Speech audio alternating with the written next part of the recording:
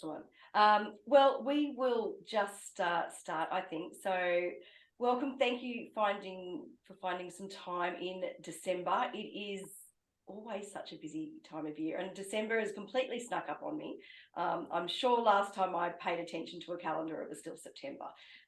So I appreciate everyone being able to take a bit of time out of their day, and especially because it's a completely different day of the week and time than we usually do. So I was trying to coordinate with Ben to find something that we could both attend. So hopefully he'll be here shortly as well.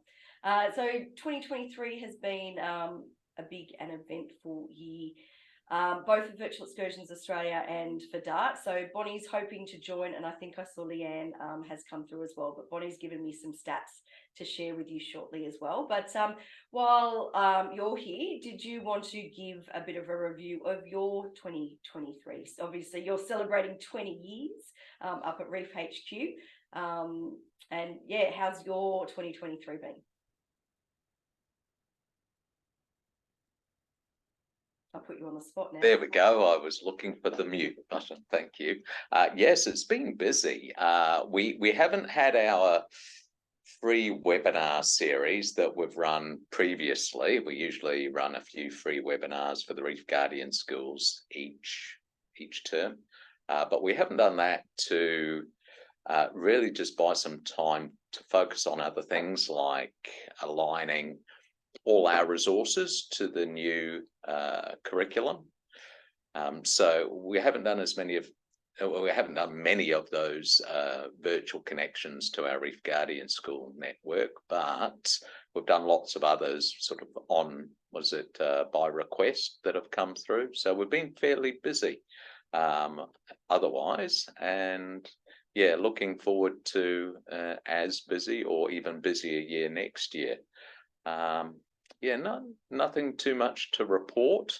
But yeah, it's just been fairly steady. The booking requests keep coming in, and we haven't done a great deal as far as promoting it. So that's nice. We often get booking requests coming by word of mouth. So people that have participated in a program have communicated that to others, and we get more bookings that way. But yeah, not too much to report. Busy and good year.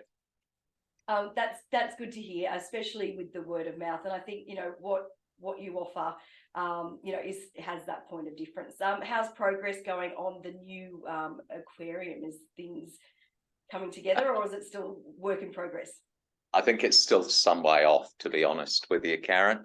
I think, yes, there's been changes in costs and so forth. So it's still fairly early, shall we say, in that transformation.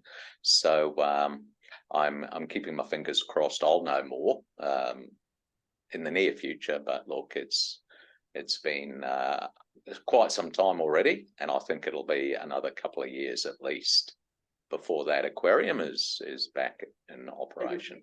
Back underwater. Yeah, well, I hope so. Well, our first event to kick off 2024 will be Sea Week, so I'm sure there'll be lots of opportunities to collaborate for them as well. Yes, so Julie and I put our heads together, and Julie gives her apologies, she couldn't jump in to this catch up, but we've actually mapped out what we're planning for Sea Week in March, and then for the remainder of term 2 as well, so up to the end of the financial year for us. Oh wow. So we've got a few, and we'll communicate those through to Virtual Excursions Australia when the time's right, and if you can promote them as part of your other newsletters, that would be awesome. Yeah, no, that's great. Yeah, always happy if there's any content that you've got coming out, and even if it's just online digital content as well, even if it's not necessarily a live event, if you've got new resources online, we can link that to, especially for Sea Week, we can say, you know, we've got these live events, but we've also got this huge amount of online resources that you can get access to as well. Yeah, that's great. I'm sure we'll make use of that. That sounds fantastic. Excellent. Megan, how's your 2023 been?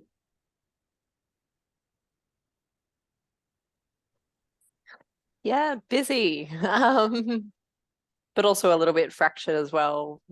Took some leave and then lots and lots of other projects on. So yeah, it's been particularly around Science Week and Book Week were our massive ones, as I'm sure a lot of other people had. I did my first kind of guest presenter with an author, Vanessa Perotta, and that absolutely blew my mind. The biggest kind of, I think it had like over 6,000 kids and over 300 questions coming through the Q&A. It was just massive. So yeah, always try something new. We hadn't done it before. So reached out, kind of cold emailed this amazing author who has done events for us at the museum before. But yeah, so that was quite a big thing.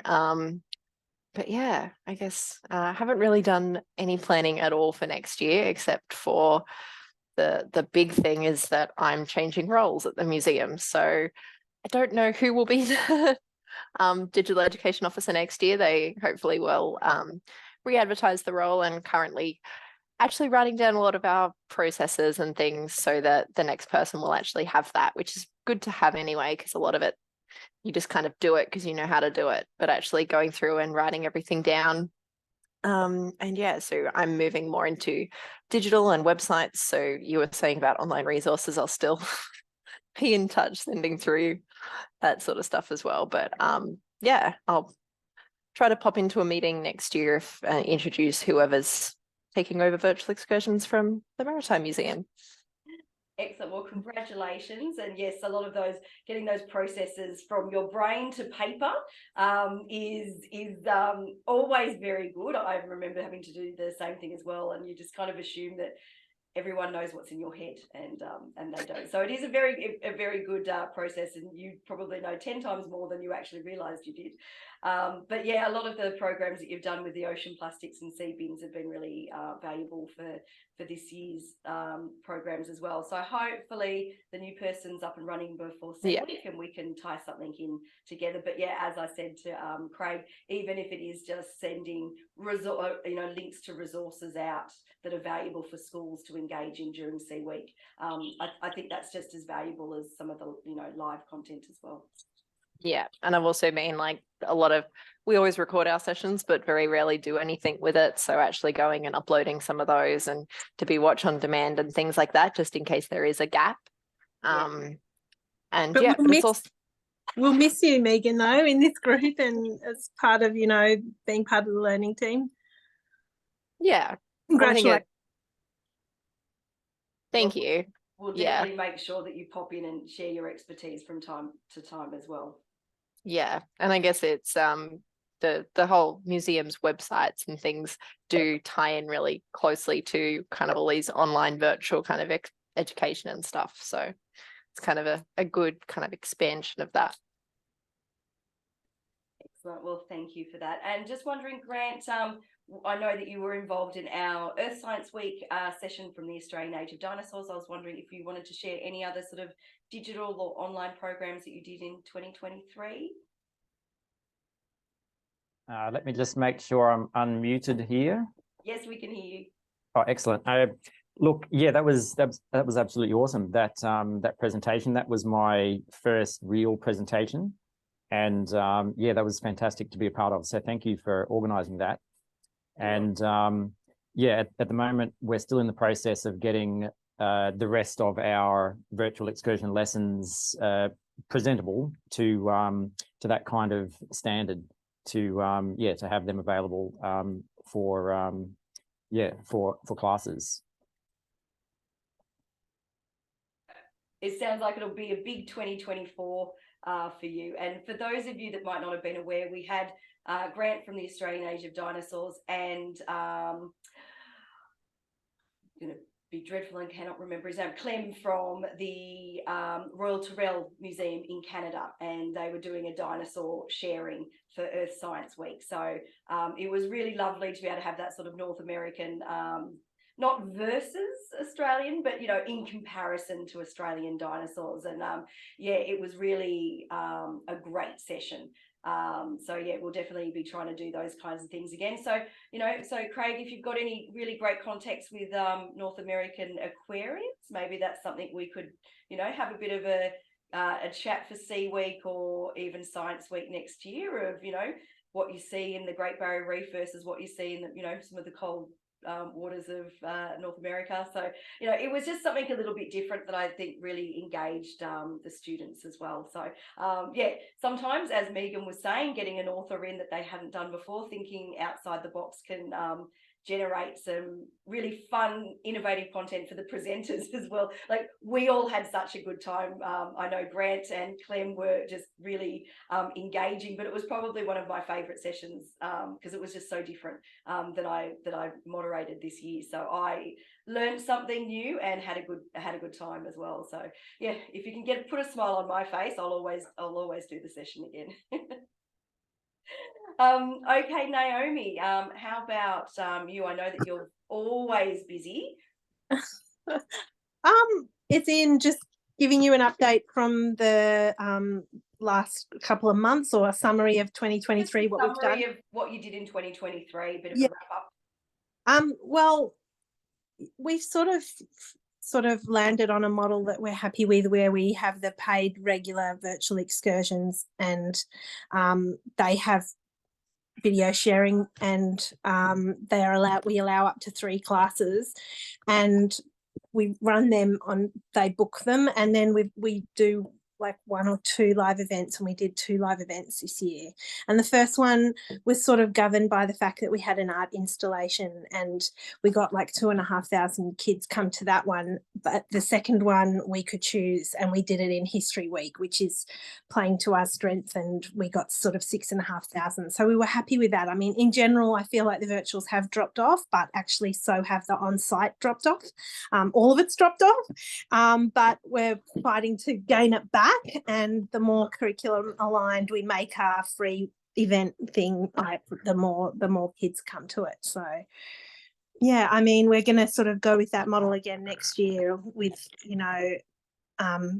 we're actually thinking we'll expand our regular ones to include some stage 6 content, because we don't do much there, just because our sites probably lend themselves more to the primary syllabus than they do to the high school. But yeah, we're excited about that. And Megan and I both went to a object-based learning conference last week or the week before, and there was this one lecturer from University of New England who had all these 3D scanned objects, and she inspired me that maybe we do have a 3D scanner and a team that have 3D scanned some of the collection items. So I'm going to try to put that into our post activities maybe, and maybe 1 or 2 in the actual virtual have a 3D scan thing that the kids can manipulate. But we're just not sure if using a 3D scanned object and letting them manipulate it via a QR code or something in the chat will distract from being part of the virtuals. So we're just not sure about using them in the session, but we're definitely going to use them as part of the sessions.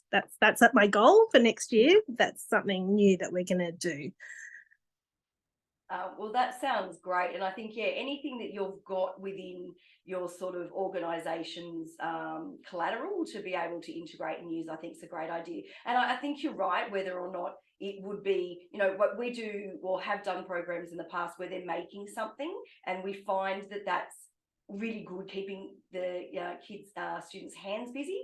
But whether it's a digital thing, whether then that pushes them off because it's not as physical and tactile. But I think as a follow-up post resource, it's an absolute brilliant idea.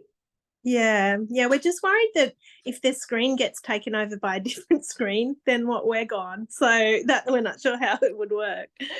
Oh well, a good problem to have. Test that one out. Excellent, thanks, Naomi. That's right. Just on the 3D object, one thing I tried during our History Week is we had a 3D object that was scanned, and I took a screen of just a screen recording of it rotating. And so they could kind of see all around it and things like that. And then I used that in my virtual, and then, yeah, I didn't actually send it as a post activity, but probably should have. So yeah, you can kind of do that screen record of you manipulating it and then send it after maybe.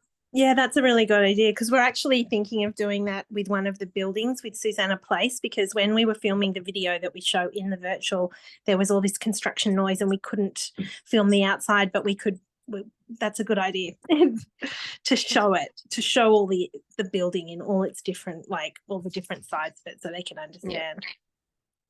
Yeah, and the other thing I've done as well is have videos without sound, because then I can still keep talking over the top of it, and it doesn't matter that when I was filming it, the sound was horrendous. So yeah, like you can like live narrate to a video you've already shot. Good idea. Yeah, Oh, and that works. Yeah, that works really well with sync issues as well. So if you've got a video and the audio is not syncing when you're playing it, if there's someone speaking, narrating for you, doing that bit live can work really, really well to take away that lag, because the video won't lag, it's just the syncing. So if you kind of got someone walking around and showing a site, you can then live say what they're looking at and what they're doing.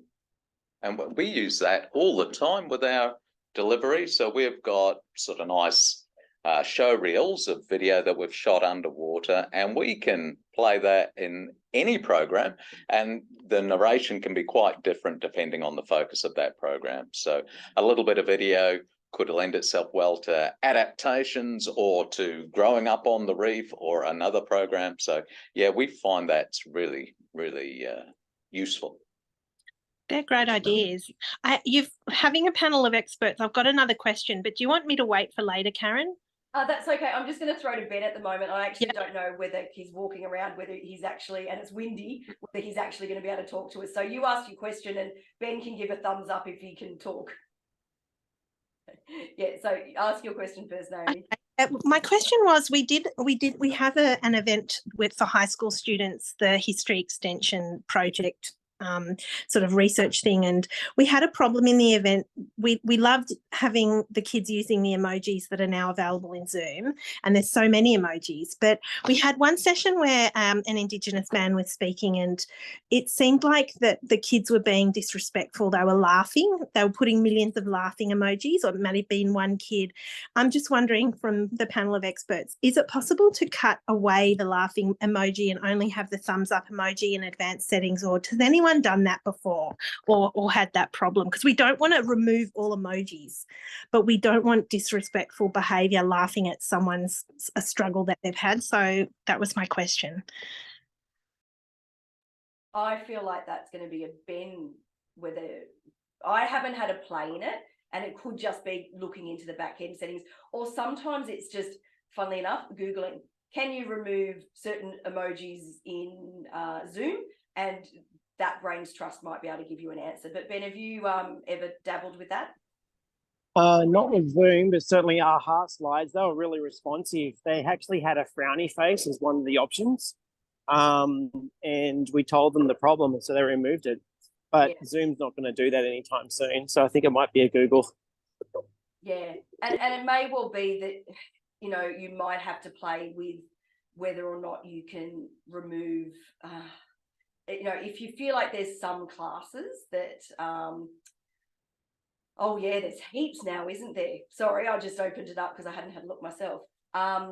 Whether or not there's some classes that you decide, or some events that you think maybe you might want to restrict it and not have that ability. But if it's a smaller group, you know, it might be just a bit of a different topics or subjects that you do it for. But yeah, you're right. There's just, before there was just the main reactions, and now there's so many. I think Naomi's just dropped out, so I'll repeat that. Yeah.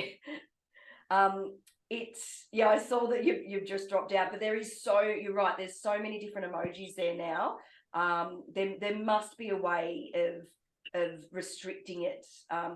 Maybe even in the settings, if you're saying the Zooms for children, there might be a way of being able to not have as many available. But yeah, I'll have a look. Yeah, have a little play in the back end, and then otherwise it could just be us find out if a Google search helps, or otherwise contact Zoom if you think. Yeah, I wonder, because they all just popped up one day and we were in an event, and they allow for a lot of responsive emotions from the audience. We loved them, but then it just had this backfire session where it was really upset the presenter. So that's I couldn't find a way to do it, but thank you for those ideas, and I'll try them. Yeah, and when you dropped out, I mentioned that it might be using them for certain topics and not others.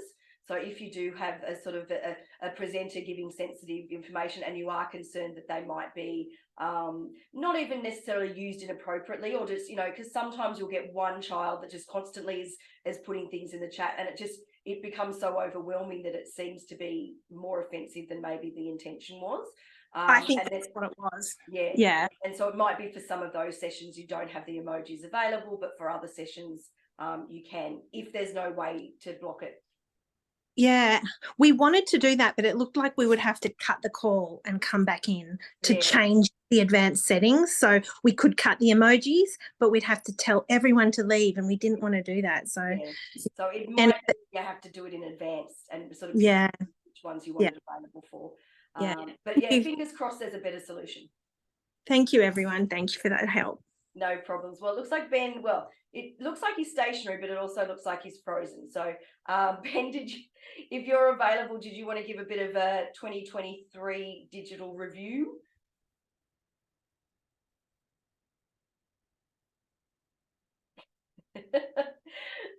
Well, I certainly know that. Oh, here we go. Yeah. Okay. No, it's all right. I'll move to a different spot. Nice to see you guys. I know I'm roboto for a moment, and I won't be in a little bit. So 2023. Yeah, we've seen a downturn in virtual outreach, for sure. So with the right speakers, you still have a lot of people turn up. So we had a large contingent of schools, like 150 or something, for Dr. Carl's program during Science Week. That was pretty nice. We just did an event for Optus last week, and had quite a lot of schools through the Australian Virtual Astronaut Challenge attend. So the one-off panels work well. The actual traditional, what we've done for years, we've seen a drop-off. I think just it might be what some of you guys are experiencing, just the reticence to go online because they don't have to anymore. I don't know what you guys are thinking. What are you seeing? A little bit of everything. So maybe we'll follow up on that question, Ben. I might give the review from DART and from Virtual Excursions Australia, and then we can, actually have that conversation about what we actually think is happening. I'm hoping, Ben, I haven't spoken to you about this yet, but I'm hoping we'll have like a bit of not necessarily a mini conference, but a slightly longer meeting in February, and we'll have Bonnie come in as well, and maybe a couple of other people come in and talk about maybe changes in technology and changing in sort of education patterns of what we're seeing. And on that note, Leanne, I know that you're in the call. Did you have anything that you wanted to add in that perspective in terms of what you're seeing? I do have Bonnie's notes as well. But if you wanted to add your perspective. Look, I'd be careful to say too much there because I'm such a newcomer. And I'm still learning some of the ropes and curriculum and connections and so forth. So I'd probably not be the best person to speak across that. But Bonnie's gave you the figures, which are a little bit down. But yeah, I guess it's just, as we're trying to do, is brainstorm around what else can be done, like what hasn't been done yet. Yeah, and that's the trick, isn't it? Because a lot of different things have been done. Well, no problems. Well, I'll go through Bonnie's stats and we can have a chat about that in a moment. Thanks, Karen. So, in terms of sort of the DART actually, the numbers are going up. But if we look at that, that big COVID year, it is down from that, but it's up from 5 years ago. So there's been a steady increase. They had 373,000 website page views, 402,000 students register for events in 2023. I think last year was 330. So that is an increase. 239 virtual excursions available during National Science Week. which had 55,000 students attending. In terms of SciFest that VEA put together, we had 642 bookings and 12,000, almost 13,000 students. So a big chunk of that National Science Week was from SciFest, where we had 15 sessions on just between the 14th and the 18th. So a lot of that Science Week spread out to what we like to call Science Month, because it kind of spreads out.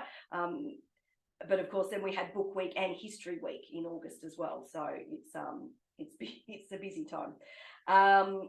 There was 110 sessions looking at sort of the New South Wales Women's Strategy with women in STEM, 156 virtual excursions targeting student careers, and the big virtual week in Canberra, which was down from last year, but they still had, 17,500 students. So it's still a really good program. They had 12 events, and what Bonnie said, out of that, 46% were students from rural, regional and remote areas. So I think that's a really key stat, that it was, a lot of the schools are back to, doing their on the ground trip to Canberra, which of course had stopped during COVID, but there's still so many students with not only the buses and cost of living and those kinds of things that just can't get to Canberra for those kinds of events. So that meant that, almost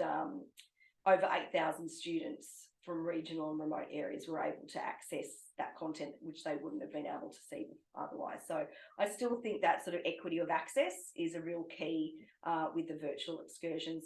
And I have to say, this year, and certainly with Earth Science Week, that Virtual Excursions Australia partnered with Geoscience Australia to deliver, we were getting more and more Western Australian schools coming in. So for Earth Science Week, we had 209 bookings with just over 2,000 students register, and we did 6 sessions on a single day, so on the 11th of October, and of course that fabulous one with Australian Age of Dinosaurs and the Royal Tyrrell Museum. And we had people from every state and territory. I think there was only one group from Northern Territory, but that's still every single state and territory attended that event. And I think that's one of the reasons, because Geoscience Australia is a national organisation, so they, when they're marketing as well, it does go broadly.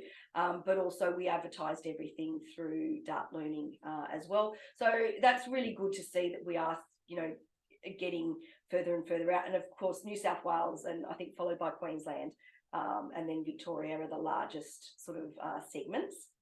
And the other event that Virtual Excursions Australia did was Sea Week that I mentioned before.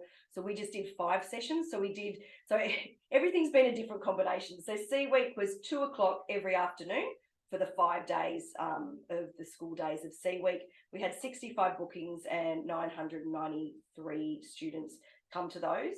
SciFest was 3 sessions a day for the school days of Science Week.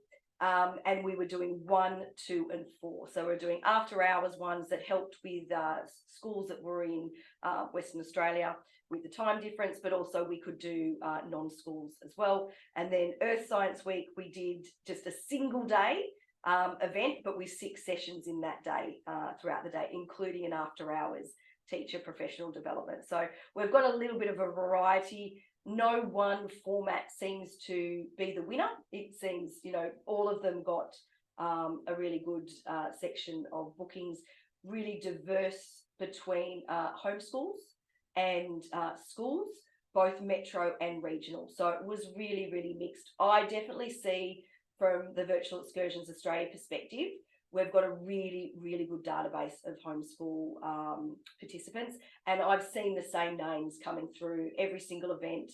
They're on our newsletter. They'll book everything that we do. And yet you see the same names coming. And I have seen some of them coming through for the last 4 years. And I think last year, Bonnie said it was like an 11% increase in homeschool registrations on the DART website. So I think that probably has increased a little bit as well. So it's really tricky, because in some points the number of registrations for the event or the bookings has increased, but the number of students attending has decreased because there's a lot of those that are 1s, 2s or 3s, you know, learning from home. We did a lot more trivia through Kahoot this year as well. So every day during SciFest, we did a 1 o'clock trivia. Some of those were the biggest things that we've done. On, I think, the first day of SciFest, the first trivia, we had 1,200 students register. In the actual Kahoot, I think we had almost 500 actually doing the quiz. So some of those were schools doing it as a 1 point, that the whole class was 1 registration in Kahoot, and some of it were homeschools that everyone had an individual device, and some of them were schools that there were multiple devices in the classroom. So it was just organized chaos. It was amazing. It was just moving so quickly. And throughout the week, we had less and less attending. But we still, even on the last one, we still had over 100 in the Kahoot on its own. So it was, yeah, really interesting to see that when we did it as lunchtime trivia, it really increased. We've done the trivia at every time slot you can possibly imagine.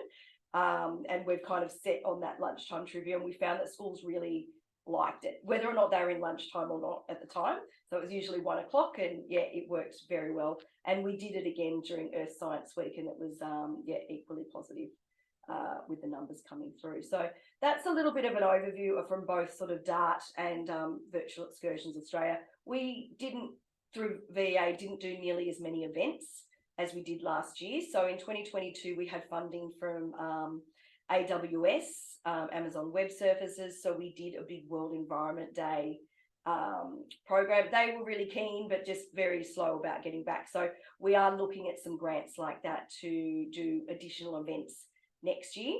But generally, the 3 that we're kind of, and it's, you know, it is a little bit because it's how they're spread out throughout the year. March is really handy because it's not too busy yet. August is great because we hopefully will get a grant again to be able to cover the funds for that. And Geoscience Australia is already signed on again for 2024 for Earth Science Week. So, you know, we are generally looking at some of the events linked to a time when I've got time to put something together and to bother everyone else to sign on as well, or that we've got funding so we can cover everyone's costs. So it's a bit of a balance there.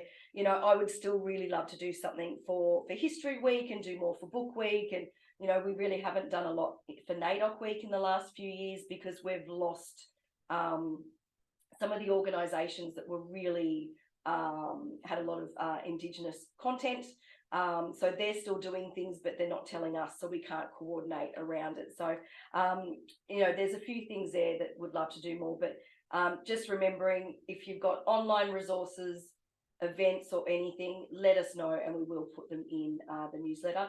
Ben, your one's going to go out shortly, so I am going to do an end of year newsletter.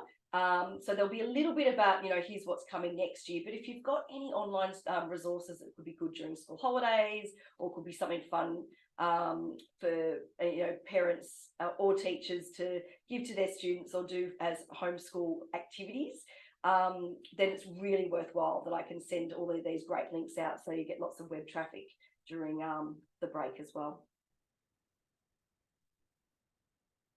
I can just see lots Thank of you.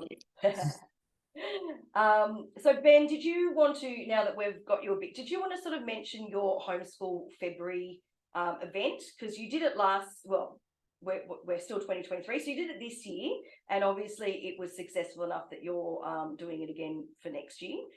Yeah, for sure. So Science at Home was a spin-off of COVID, going, look, what else could we do for a whole month?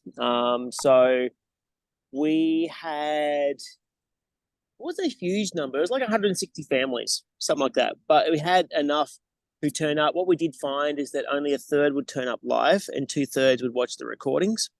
So, I mean, Science at Home is effectively what could kids do with materials at home that they could follow along with, and we do some professional science experiments that would go alongside them.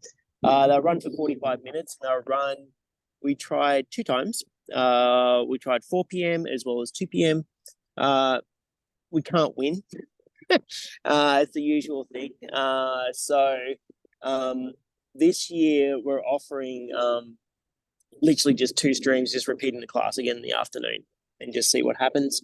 We're getting some dribbles and drabs. So a few people have started the book in now. So, you know, the people who are inevitably we're going to, they started making noise about it early November. So it told us that we needed to put it together.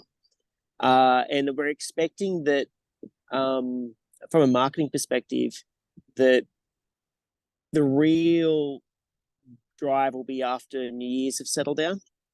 And you find this with everyone. I mean, everyone's focused on Christmas. So yeah, it's good. And I mean, I actually find it's actually a good way to also train our newer staff in programs, because those recordings are actually handy for training, as well as, you know, we've got more capacity with our team at that time of year, so we can swap the people in and out. So whoever hasn't done any webinar training, guess what? You're in. You're going to do it. But yeah, we'll keep on doing it. It's certainly something that runs along. Yeah, looking forward to doing it again. Excellent. Thanks, Ben. And yeah, I think the idea of having those recordings, being able to use them for something like training, being able to, you know, put them as snippets as on demand.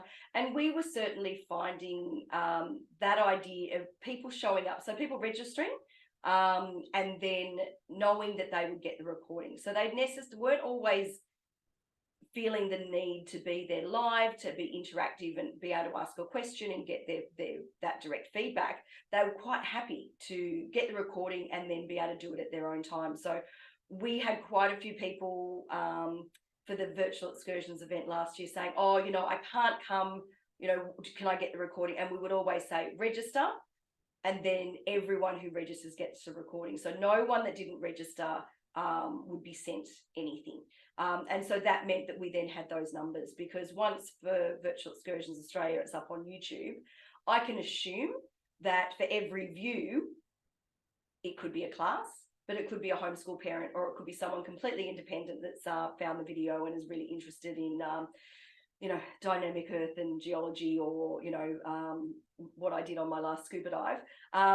So we just don't know. So I often will do the YouTube stats on an average of 20, thinking that it's probably not a whole class. It might not be, you know, but that is completely guesswork. So if we have the registrations up front and then they get the recording, we have better idea of their numbers.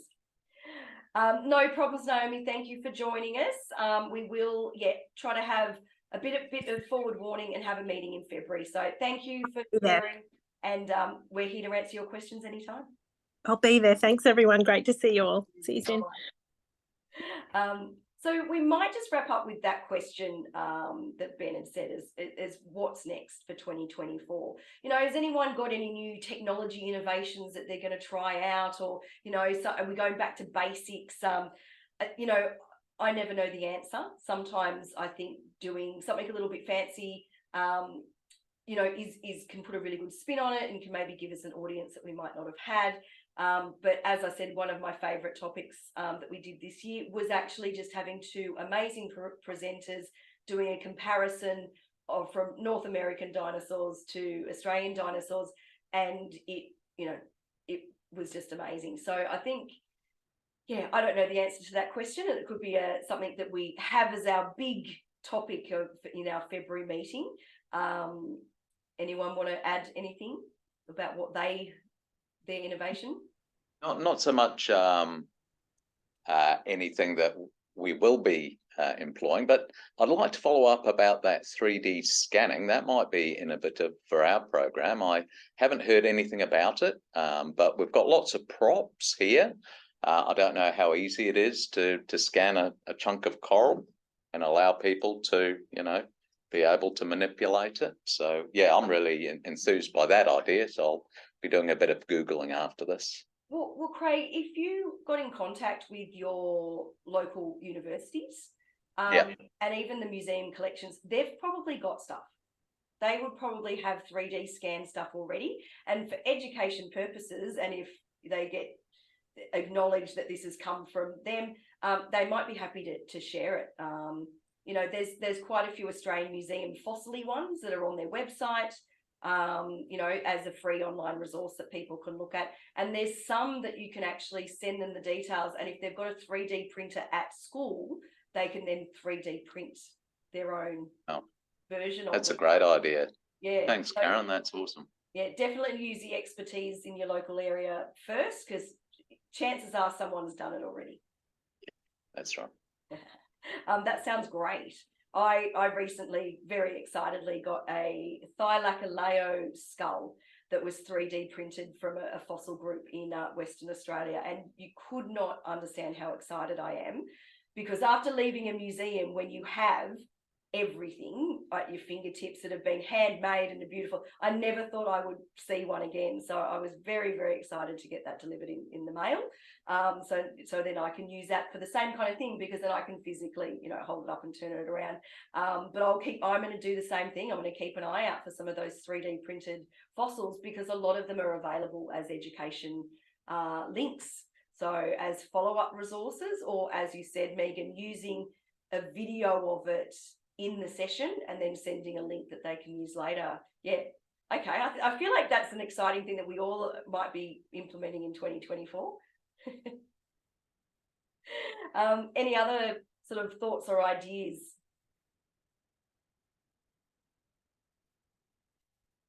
Maybe we should all have them over summer. So I've been curious. Actually, let me just checking. I was having a chance to see who's here. Oh, cool, Grant's here. I was wondering, did you guys end up? I remember speaking ages ago about potentially incorporating a drone into programs. Is anyone considering playing with this? I feel like that's something you want to do, Megan. I can imagine that you'd love a drone. I guess you've got your sea drones. Yeah, so not virtual excursion, but we have our underwater drones that we have that we play around with. I have used a lot of videos of them. I did one of the Science Week sessions was all about them, and we were absolutely blown away by all the questions, all the kids being like, how do I build one? But yeah, it was really exciting to see how excited the kids were about the technology. There are ways to live, at least from the ones we have, there are ways to live stream it. But I haven't yet done that in a live virtual session. What I did is I actually went and filmed myself, like put a camera on a tripod, filmed myself putting it in the water. I then took the video footage from it, cut little clips. And so then had that video, which I then talked over during the session. But theoretically, we could do it. It would just be a little bit of a risk, because sometimes you see stuff, sometimes you don't. If there's boats moving around and doing weird things, sometimes we can't get to where or if it's raining or the tether gets caught or whatever. So you could do it, and there is ways, at least with the ROVs that we have, to live stream it. I need to actually go and get it on a big screen as well for our summer school holiday programs. But yeah. Maybe, Megan, we could test that out and have a 10-minute thing in the February meeting. Any ideas? Thoughts? Too risky? But think about it over summer and let me know. Yeah.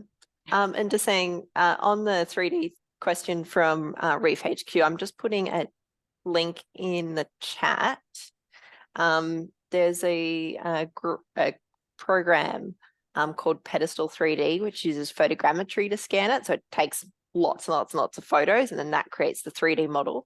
But there's some sea animals there for you from Macquarie Uni. I know the University of Queensland also has a page using them. So yeah, Pedestal 3D, a lot of the universities and museums in Australia use for 3D models and stuff. Fantastic. Thank you, Megan. Appreciate that. There you go. You don't even have to leave your seat to get the answer. I'm already looking at it. Well, that is the joys of Virtual Excursions Australia, that we're all here to help and support each other.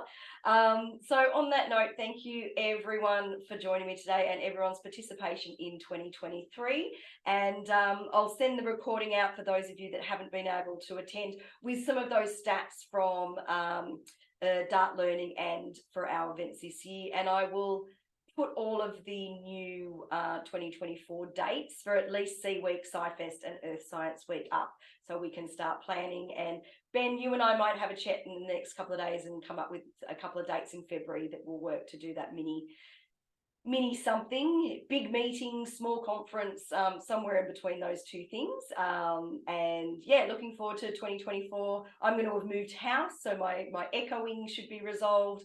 In theory, my internet is better, so I will have better quality everything. And yeah, I'm going to try to spend a fair bit of my first term getting back to basics with a lot of the video conferencing as well. So I'm going to test a few things out, test a few outside cameras, few wildlife traps, and seeing what I can sort of embed in terms of video and content. And exactly what you were saying, Megan, having the video, doing voiceovers, as you said, Craig, that work really well. So I'm going to test some of that out for Australian environmental education and see how we go there as well. So yeah, looking forward to catching up with everyone in February, and have a wonderful holiday season. Hopefully everyone gets a bit of a break, and yeah, see you in 2024. Thanks, everyone. You. Bye-bye. Bye.